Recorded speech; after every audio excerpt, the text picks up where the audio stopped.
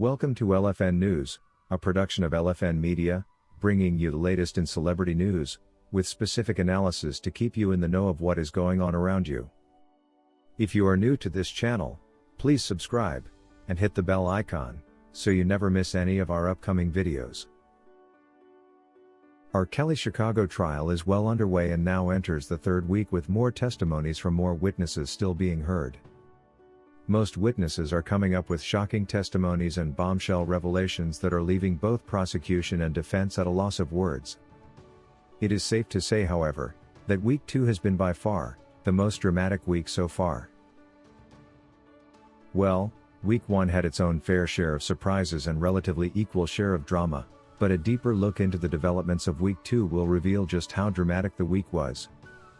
The week included detailed testimonies from an alleged victim's mother, the R&B King's former girlfriend and the R&B star's former agent. Court opened Monday with a testimony from Jane's mother, who prosecutors say started getting involved with R. Kelly at a tender age of 14. Jane had testified the week prior that she was the subject of the infamous tape, which was the center of Kelly's 2008 related case. The mom, who used the pseudonym, Susan, in court at the federal trial in Chicago told jurors Monday that she lied to a state grand jury 20 years ago, in part, because she and her husband felt threatened by Kelly and feared for their lives if they told the truth. Really? She described how she and her husband were crying when the parents confronted the Grammy-winning star at a hotel in the early 2000s, about whether he was abusing their daughter. She testified they were startled when Kelly told them, "You are either with us, or against us." She claims she took those words to mean that they were going to harm them if they didn't do what they had been asked to do. Among the directives from Kelly and an associate was that they had to lie that their daughter was not in a child pornography video and that they had to leave the country immediately for several weeks, she testified. She stressed that they agreed to lie to the grand jury because they feared for their lives as they had been intimidated. "We were very, very frightened," she told jurors. Really? Kelly's attorney Bonjean questioned Susan about whether she truly felt her life was in any danger from Kelly or his associates, given she and her husband continued to socialize with Kelly for the next 20 years after that supposed hotel meeting. She answered in response that Kelly was their sole income for a period, paying her musician husband to work on recordings. She would later confess, however, that they actually run a shoe store right around the same time. Bonjean highlighted Susan's testimony, saying if she was able to lie to the Illinois grand jury, how were we to believe that she could be telling the truth now? And Susan insisted she was.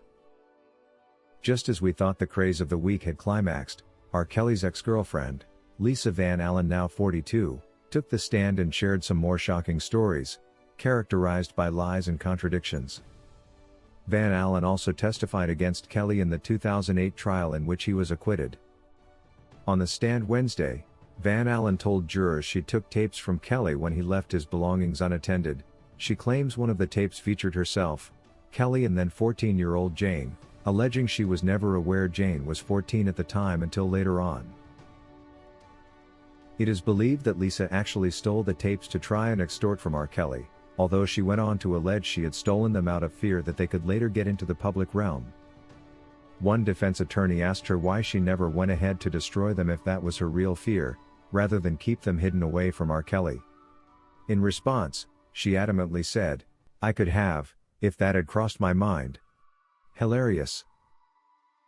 Lisa, crying and reaching for tissues during her testimony, said McDavid, one of R. Kelly's co-defendants, told her in 2007 that a polygraph had indicated she wasn't truthful about one of the videos she handed back to Kelly's team. Allegedly, Kelly and his insiders were worried Van Allen had made other copies. "He said that I failed the lie detector, and that they should have murked me from the beginning," she testified, saying she took the comment as a death threat. She however confessed to extorting R. Kelly of $250,000 in exchange for the stolen tape. Extortion allegations did not end with Lisa Van Allen. Just as we were starting to make peace with her confession, more extortion allegation came to light as Charles Freeman, Kelly's former merchandising agent, took the stand. Kelly's lawyers also called Freeman, who confessed the R&B star offered him $1 million to find and return the tape, Central to the singer's 2008 related case, an extortionist during 7 hours of often blistering cross-examination Wednesday. Your entire relationship with Kelly centered around stealing from him and lying to him, Kelly's attorney Jennifer Bonjean, raising her voice, told Freeman Wednesday. Minutes later, she added, "You were part of a shakedown scheme, right?" Freeman shot back saying, "No," adding, "I am not a thief." McDavid's lawyer Beau Brindley also questioned Freeman, asking him how many lies he's told surrounding Kelly's tapes. Brindley also accused Freeman of lying when he testified that he found the video Kelly was looking for in a Chicago home and didn't know its contents until he watched it later the same day. Brindley basically suggested Freeman already possessed a potentially compromising video of Kelly, using it to extort Kelly. When asked why it took Freeman nearly 2 decades to turn the tape over to police, Freeman confidently responded, "Because the police wasn't going to pay me $1 million. How pathetic." Well, to roughly summarize week 2 of our Kelly's Chicago trial, one can find no better word than dramatic, but I must confess, the week was also a little annoying. The entire week was filled with testimonies from straight-out liars, extortionists and thieves to say the least. Week 3 has started with its own drama, but we are yet to see where this takes us. Still to testify are some of the other alleged teenage victims mentioned by prosecutors in their opening statements. They too have been identified by the pseudonyms Tracy, Pinky, Brittany, and Nia.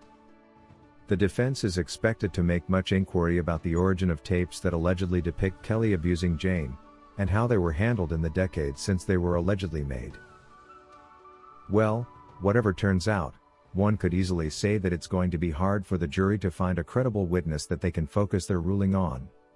Unless we are yet to see some credibility in those that are yet to take the stand.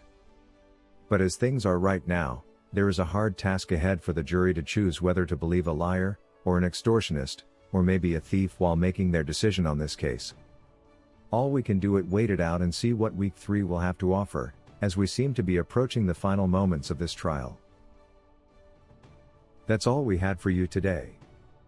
Please share with us in the comment section below what you personally feel was your climax of week 2 of our Kelly's Chicago trial. We value your honest opinion. Thank you for watching LFN News, a production of LFN Media, giving you another view of issues at hand. To get notified whenever we post a new video, subscribe to this channel now and hit the notification icon. And remember to give us your comment on the subject matter below.